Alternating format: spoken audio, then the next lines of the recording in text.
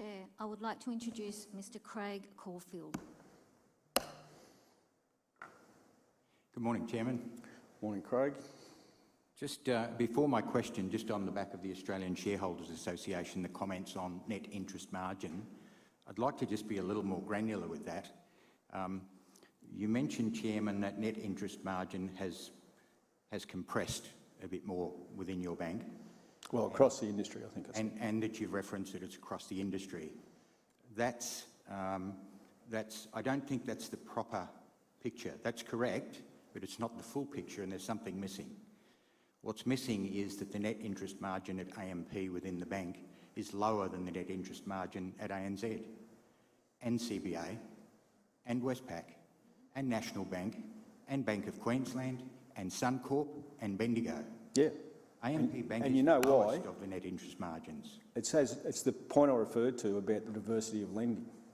So mortgages are, which is the only business we're in, mortgages are the lowest margin earning business in banking because they attract the lowest capital charge.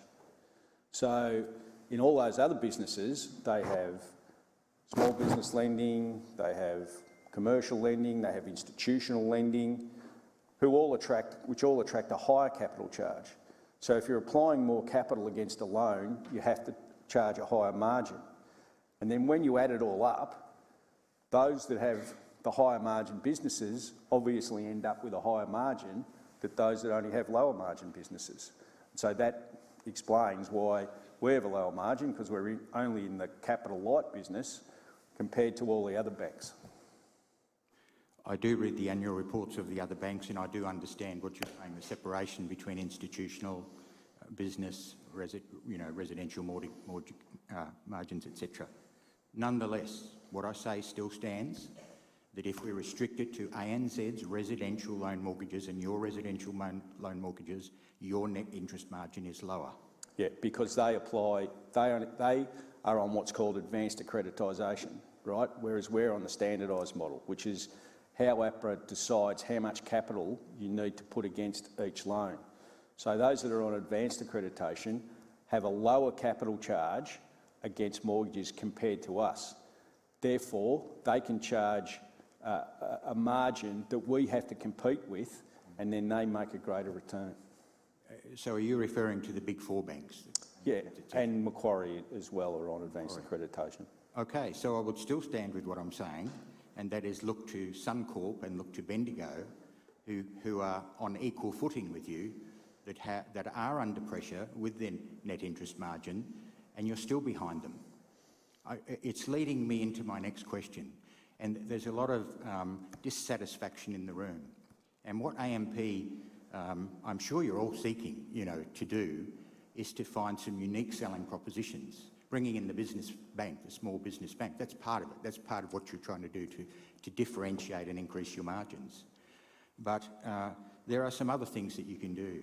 Now, an item that I've raised before, but coming back to let me preface it with the world environment of the Trump tariffs, and we're in a very volatile time. You did say the uncertainty settling, but I think that the volatility and uncertainty is going to continue. And think of the people that have mortgages and the cost of living crisis at the moment. I think that AMPs, correct me if I'm wrong, there's a 0.7%, 90 days in arrears rate. And they're increasing across the banks because people have used up their savings over COVID, etc. So I'm concerned for those people that get behind in their payments through no fault of their own. They lose a job or marriage separation or something like that, how they're being treated. Now, you're trying to position your bank as being as good at or better proposition than the others. It's a competitive environment, as you say.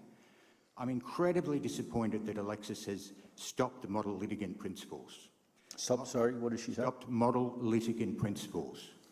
Alexis under ANZ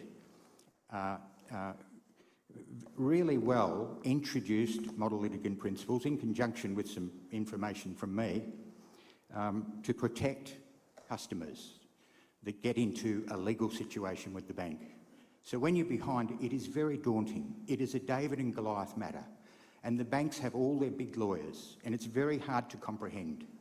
So the minimum that you could do is to say we will act as model litigants. We will simply act with fairness.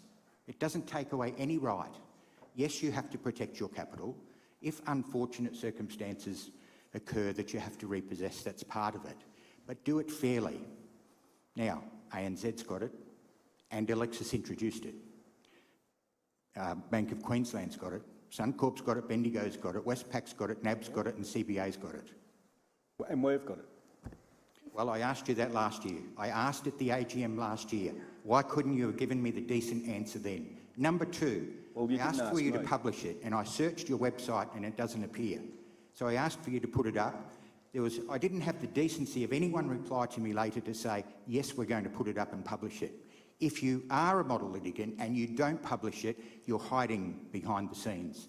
Put it out there, be proud of it, and don't create this disadvantage. Why would people borrow money if, everyone can get into a difficult situation? If I Will may, you publish Craig, it? I think we've moved a long way since then. I think customer fairness is part of our values. It's part of everything we do every day. I sat on the hardship line this week and listened to the calls coming through. We treat every customer fairly, we treat every customer with respect and try to help them within the limits of the law. So, do I call it model litigant anymore? No, I don't. We call it about the customer principles and our promise to the customer. And I think they're laid out very clearly what our promises to the customer are and how we treat them fairly. Well, I'm certainly confused now. You've said you've got model litigant principles. No, I and said now we Alexis have is promises to the customer, which is, in my view are the... litigant principles. Specifically, they come from the government. If you have a fight with Centrelink, there are model litigant principles that have to be followed. You, the banks, are helped by the government. There are implied and explicit guarantees that you get. This is just a decent thing that you can do back to say, if you're in a fight, I was belted over the head at ANZ by your lawyers, by Gaydon's lawyers. It was disgraceful. And every bank that I go to and talk about this, we are decent, we do the right thing. I hear it all the time. AFCA, right now, has record numbers of complaints. The banks across Australia, record numbers of complaints. This is a very fair and decent thing. Bring in model litigant principles, not just fairness principles, publish them. No, we have customer. Okay, we'll look into it. Thank you. I want you to say, yes, you'll publish them. You told me last year you'll look into it. I heard nothing. Well, I don't think I told you, but... Alexis. No, I said last year, Craig, very clearly we have promises to the customer which we live by every day. That's what I said we had. And I asked last year about model litigant principles. Yeah, all right. This is a very simple fairness. One, I want you to, if you can't say it now, I want you to consider it over the next 14 days, and I want you to contact me with what you are doing. I want to see it published, and if you write to me and say it's not published, I'll be back onto you through outlets other than yourself. Okay, thank you very much.